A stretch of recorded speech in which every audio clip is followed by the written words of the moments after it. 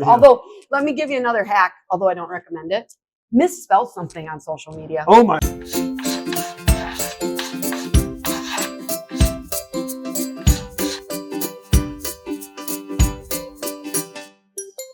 Hey there, good morning. My name is Matthew Jennings, and I am with Peachjar, and I am here with Andrea Gribble from SocialSchool4EDU. Yes. And we are going to take a really deep dive on social media here this morning and talk about some engagement and tips and tricks and some strategies that you can use out there in your schools, in your districts, and really in any I mean, these are going to apply for kind of anything you're engaged with. If you're a nonprofit running some chess clubs or camps out there, you'll be able to take away some really good engagement tips here as well.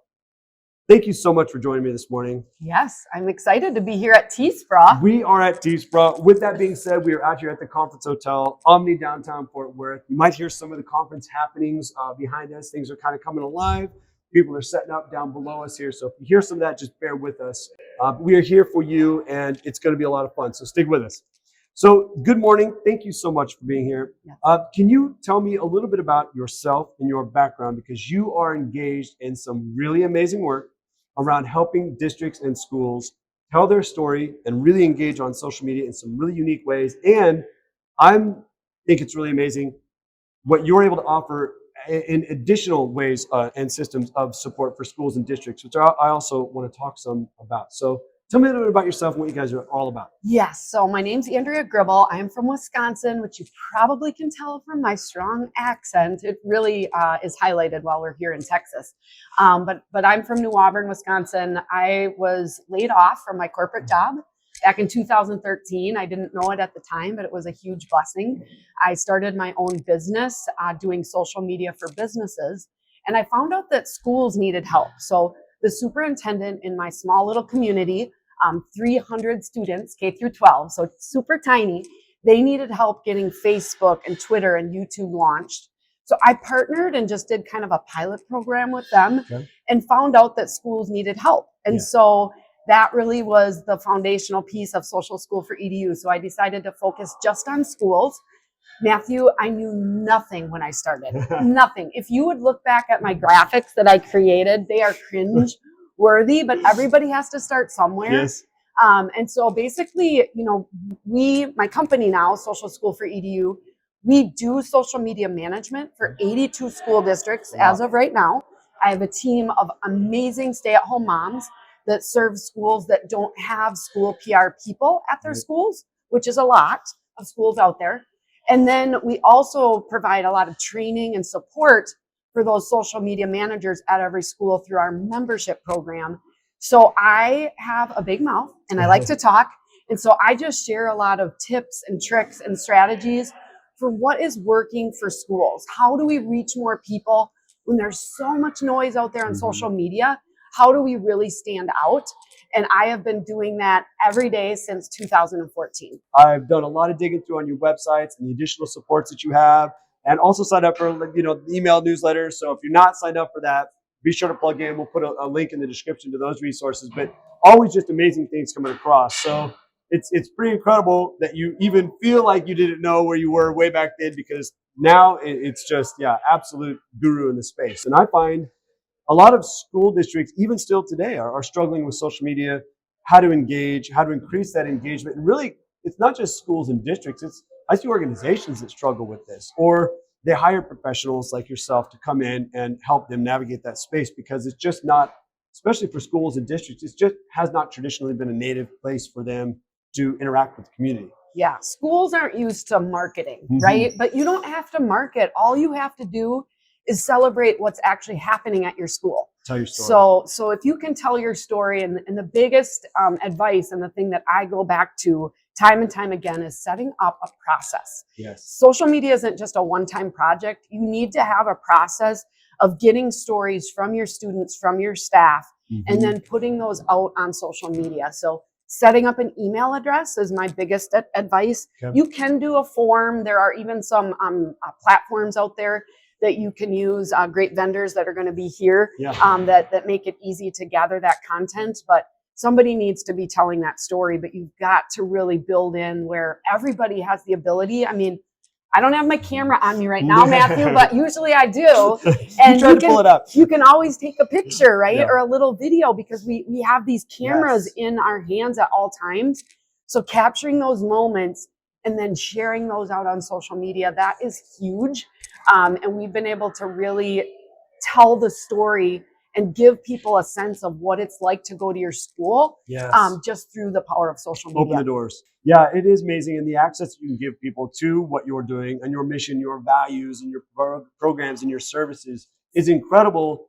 And all that can be done very simply with a cell phone. And if you aren't following Peachjar Extra Credit on social media, we have a whole series on taking better photos. We're going to be doing a whole series on taking better videos. So to really complement the work that Andrea and her team are doing, lean into the resources and the tools that you have, which you tried to pull it out. You didn't have your phone. So usually we have our phones on us. I also don't have mine right now on me.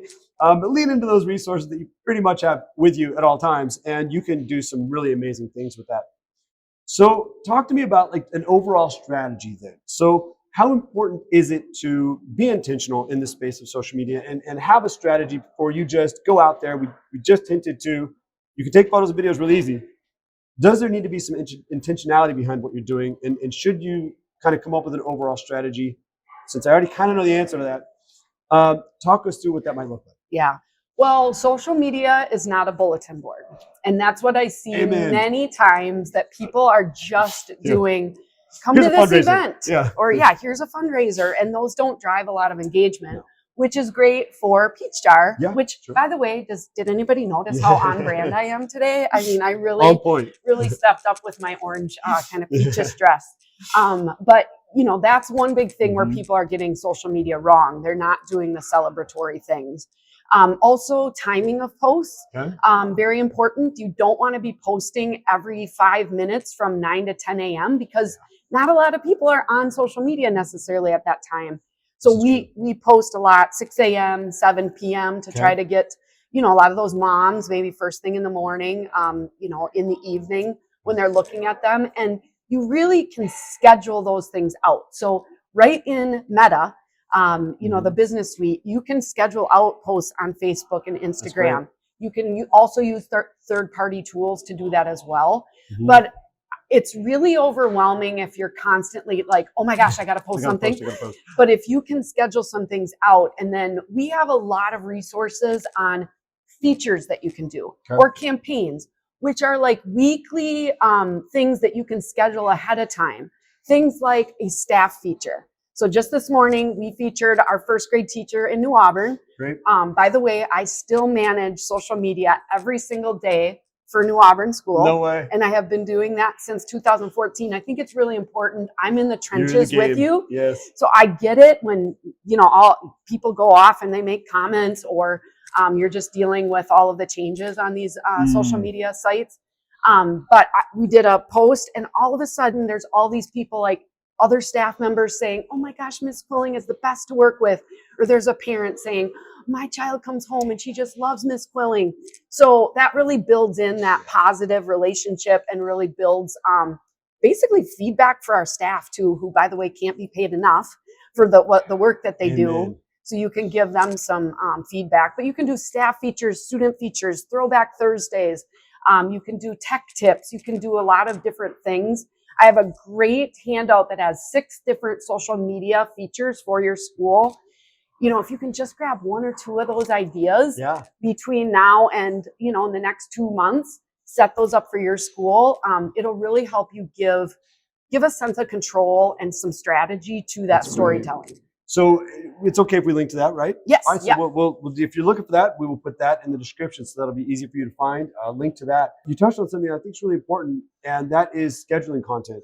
You know, you mentioned 7 at night, right? When people are home. And for so many of us working out in the school PR field and communications, there is never an off hour. But 7 p.m. is getting into the evening. It's getting into your social, you know, time with your family. It's getting into that dinner hour. I hope that day's over by then, but I know the reality for most of us is it's not. But you definitely don't want to be stressed trying to make dinner for your family or play with the kids and, oh, I got to post something at 7, right? So if you heard 7 p.m., lean into some of those tools and resources that you have available that allow you to schedule posts. So you might be at work at 8:30. You've got time to do it. You schedule that post for later that afternoon. Yeah, and I just want to make a really important point. make sure that your evening posts are your really celebratory posts. Oh, okay. You also want to be careful of what you share on social media. If you don't want to comment, don't post it, okay? Because that's where direct communication comes in. That's where something like Peachjar or your Yes. website or your newsletter would come into play. But make sure if you have anything that you think might spark some questions, post those at 6 a.m. because you know you're going to be in the office at 8, or post those at 11 a.m. lunchtime, or in the afternoon close to pickup time, which maybe your school day would get done at 4 or 4:30. If you post that at 3 o'clock, then you can look at some of those questions that might come in and kind of head those off, but don't make those for the evening. And so we have many schools right now going into referendum questions.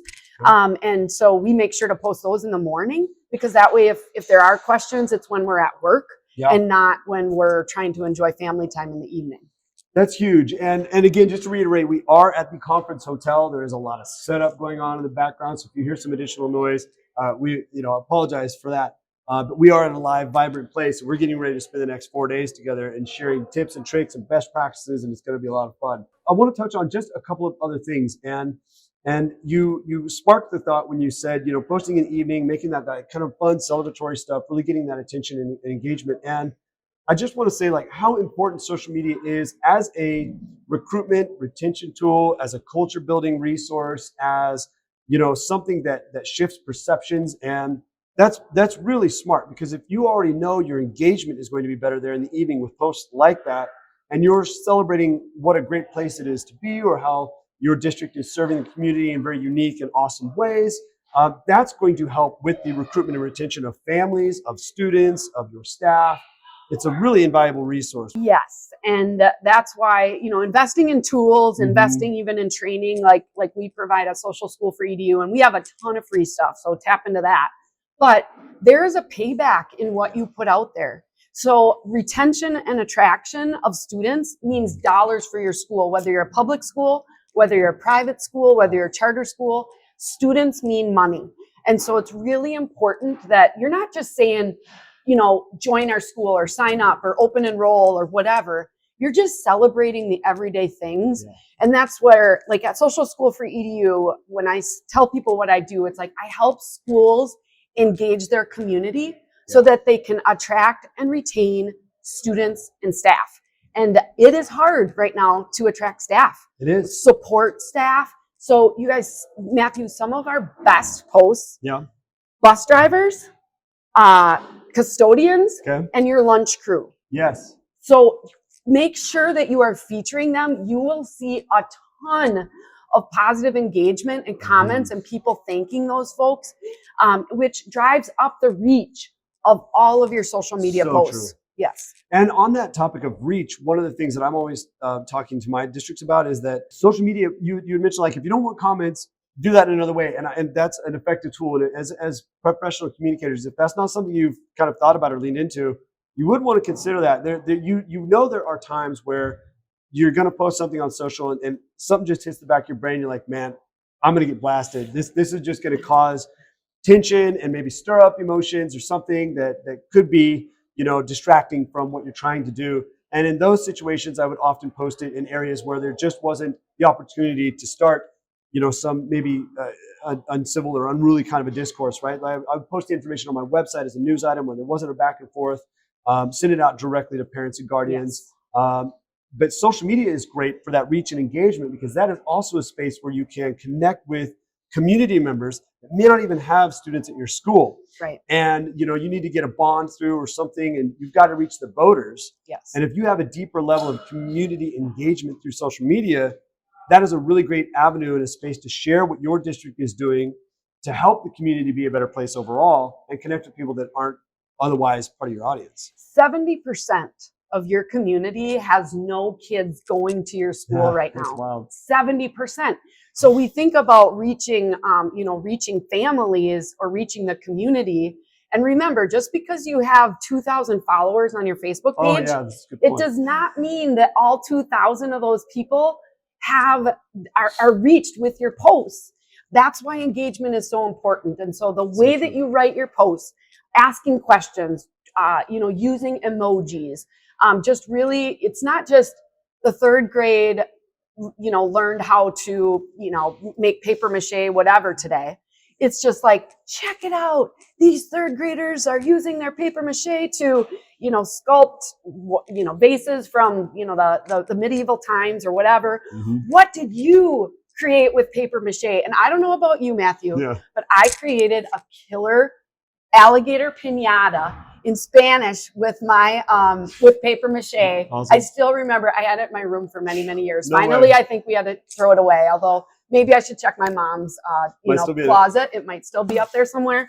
But you remember that stuff? Yes. So asking those questions can really drive a ton of engagement. And that is one of the things we again have a resource of, like a question of the week. Like, let me ask you, who was your third grade teacher? Do you remember your third grade teacher? I believe that was Miss Fowler. And I had Mrs. Cramschuster. She was awesome.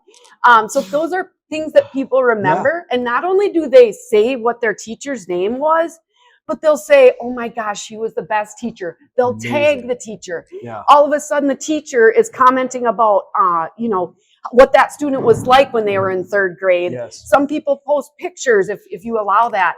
That drives engagement on your page. It gets people used to commenting on your page. So hopefully when you have a celebratory post, they're more likely to say something. Yes.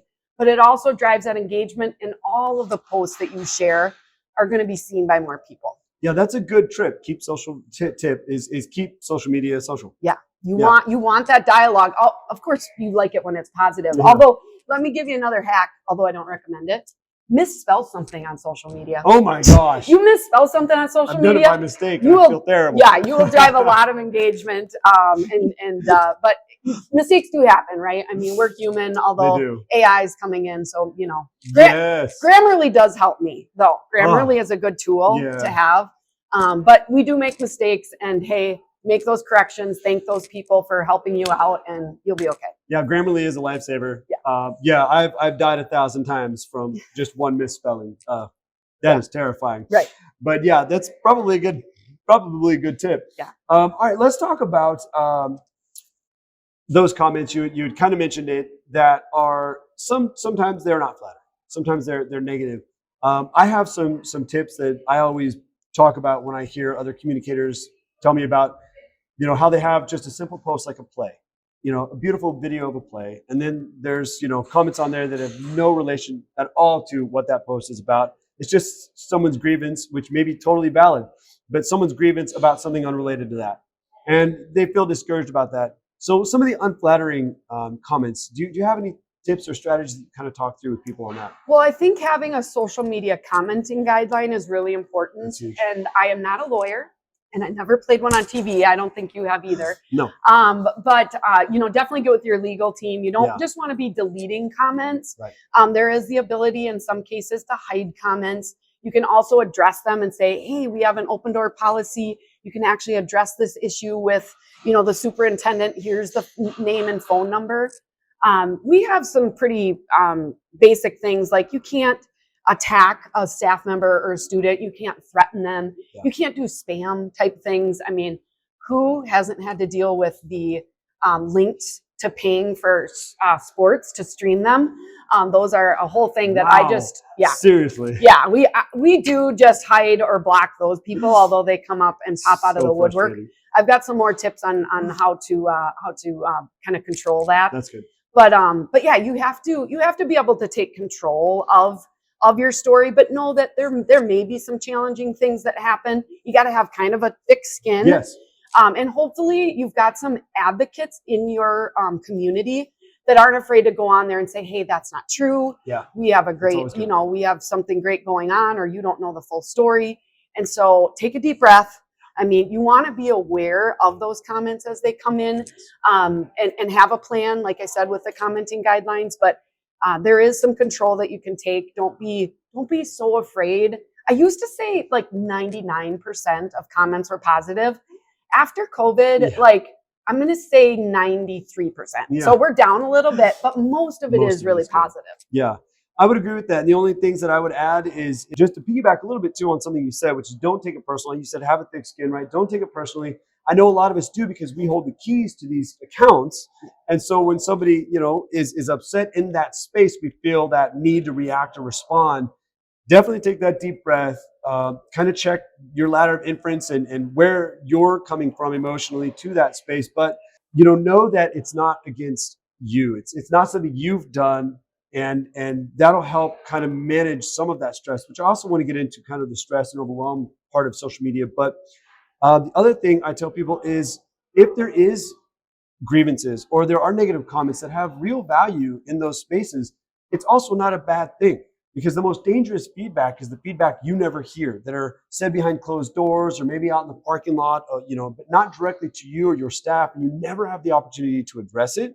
And so it goes unaddressed and then it grows. Yeah. So when you have comments that are perhaps not the most flattering or you're just not happy about, really dig into the why and why somebody's coming with that emotion to this space. And if there's anything you can do to take care of that, do that. The last thing you had hinted to it, which is take it offline.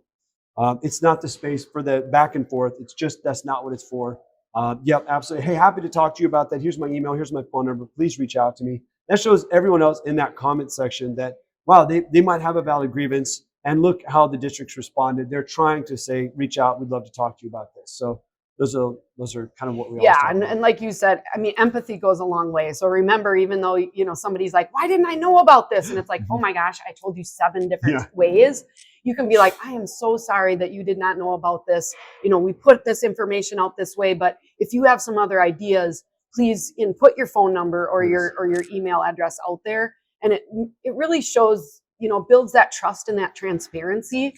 But you have to kind of get beyond the being a little bit offended first. Yes. And just breathe into, hey, they care about their kids. Yes. They want to get involved. Let's just look at ways that we can build this in a positive direction. Yeah, absolutely. That's a good point.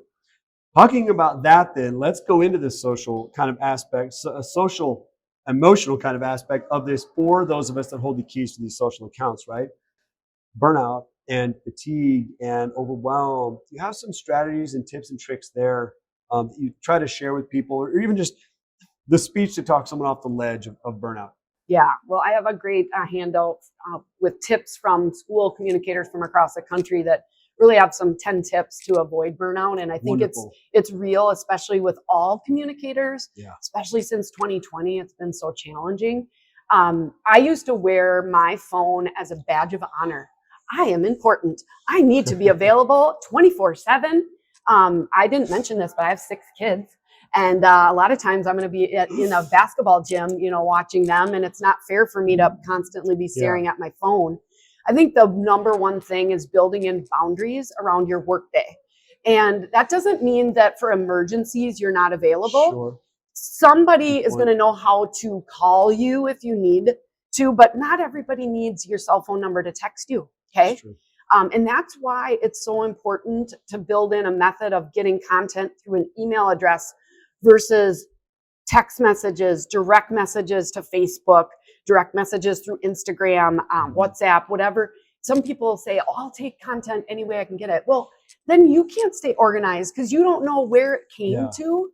But then building boundaries in around your day and making sure that they understand that, okay, my day ends at 4:30 and then I'm focused on my family. I'm going to check my email again, maybe at 8:30 at night, but and to see if there's anything urgent.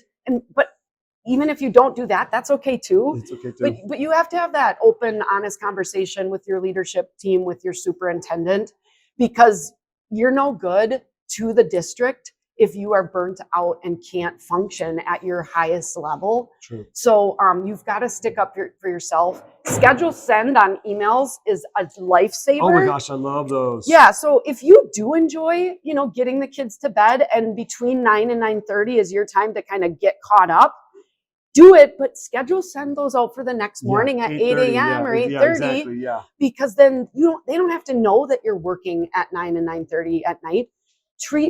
Teach people how to treat you.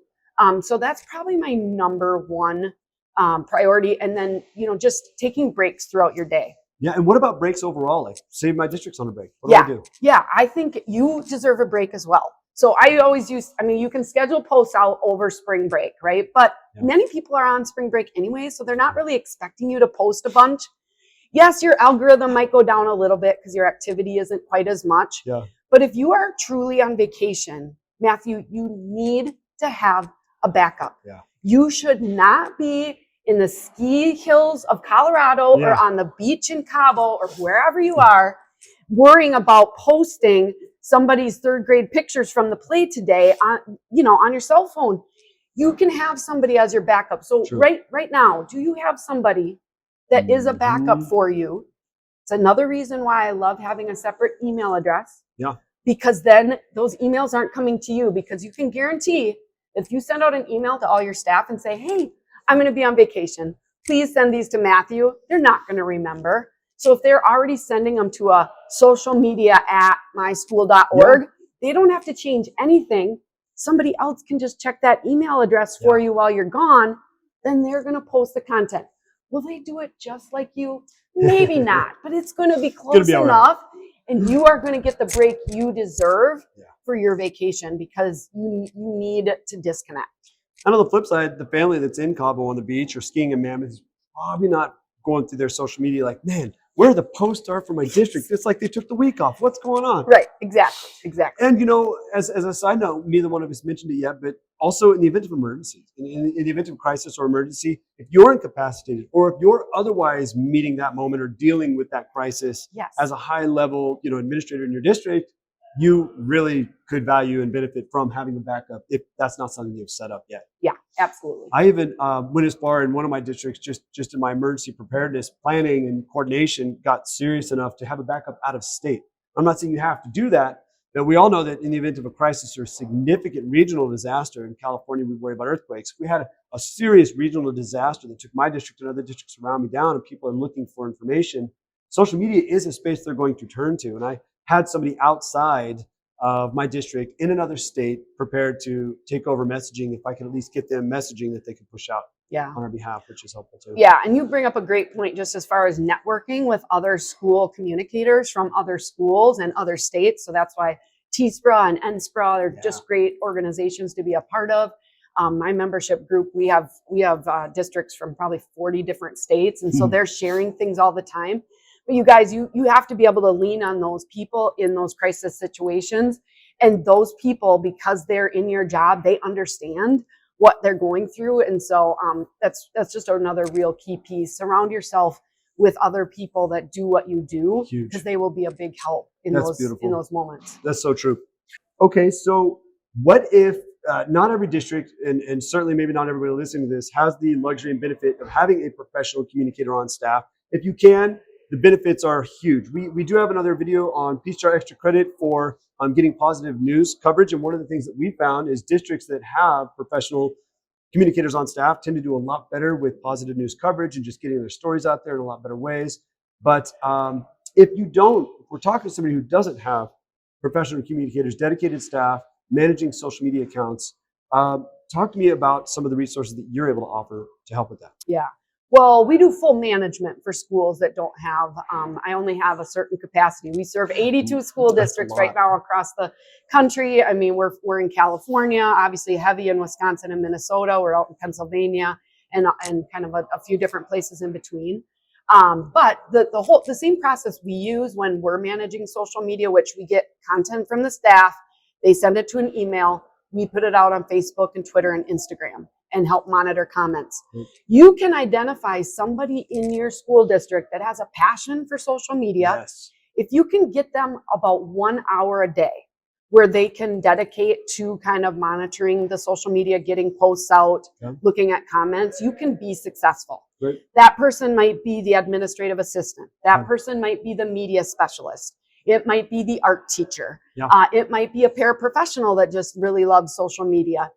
So you can look at a variety of different, job roles that can do that.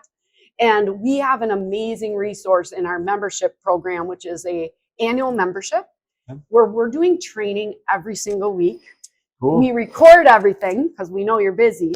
And then you have access to over 200 recorded trainings. That they're constantly, because social media always changes, and that they can be a part of. They can ask questions. They're going to share things that work. And we have a Canva directory. We have amazing resources to make you better at your job and faster. That's great. Nobody, even school PR folks, social media isn't their only job. No. They have other jobs So we really need to make social media easy, know what works, and stick to that and share that with one another. And that's what we've really built up in this membership community that's super available or affordable. You can look on my website for more information. And you have an upcoming book too. I have a book. Can you believe it? That's awesome. Yeah, it's called Social Media for Schools. It's proven storytelling strategies and ideas to celebrate your students and staff without losing your sanity. Oh, so it has hundreds of stories from school communicators from across the country of what's working. You know, I've been writing about what works for social media in schools since 2015. Wow. And this book really assembles all of that experience, knowledge, expertise into one guide that is really going to be helpful. So whether you've been doing social media for, 2 months or 10 years, this guide is going to really take you through. And I've got a helpful free workbook that's available online. So you can check that out. It's going to be available in April of 2023. And you can go to SocialSchool4EDU.com/book. for more information. Check that out for sure. Well, I'm going to have to do that. I'm going to get you to sign that next time we see each other. Absolutely. Okay, so any key takeaways that we kind of, as in conclusions, we're wrapping up here. Any key takeaways that you want to leave people with? I can think of one or two. Anything that you kind of share with people is just elevator speech, the big things when it comes to managing social media and content. Build a system. You cannot do this by yourself. You cannot be at every single event. Are your pictures going to be as great from, the second grade teacher versus what you would take? No, they won't. But they will. You'll have them. You'll still have pictures. So build a system to get that content. I really recommend that email address. Yeah. Make sure that you are celebrating. Look back at your last 10 posts. Okay, how many of those were really celebrating, and how many of them were just saying, "Hey, don't forget that this is coming up." Okay. 80% of your posts should be celebratory. Beautiful. Okay. Good stuff. So make sure to do that. Schedule your posts out. Save your own sanity. Yeah. I'm here at TSPRA. I do social media every day for a school district. Last week, I had a lot of stories come in and I said, awesome, I'm going to post this next week. Because it doesn't matter if it's the same exact day. A parent isn't like, oh my gosh, my child did not wear that to school today. No, they're happy to see their kid on social media. So true. And then build in those boundaries. Yeah. You have to take care of yourself. Coming from a person that, I have my own mental health issues,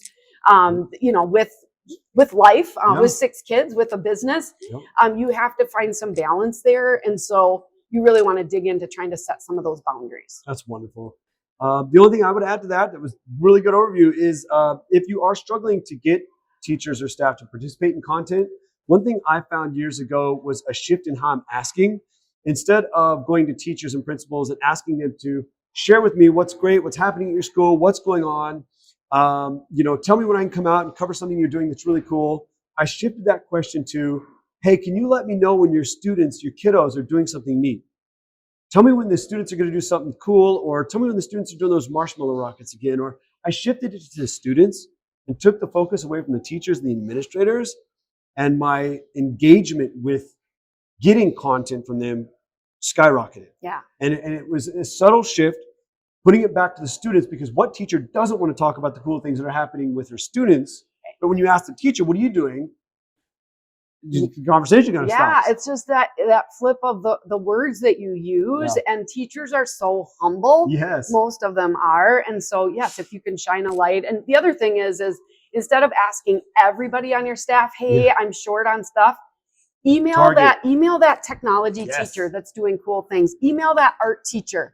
Email that first grade classroom that every year they're making applesauce. When are you doing that? Can you make sure to send me pictures?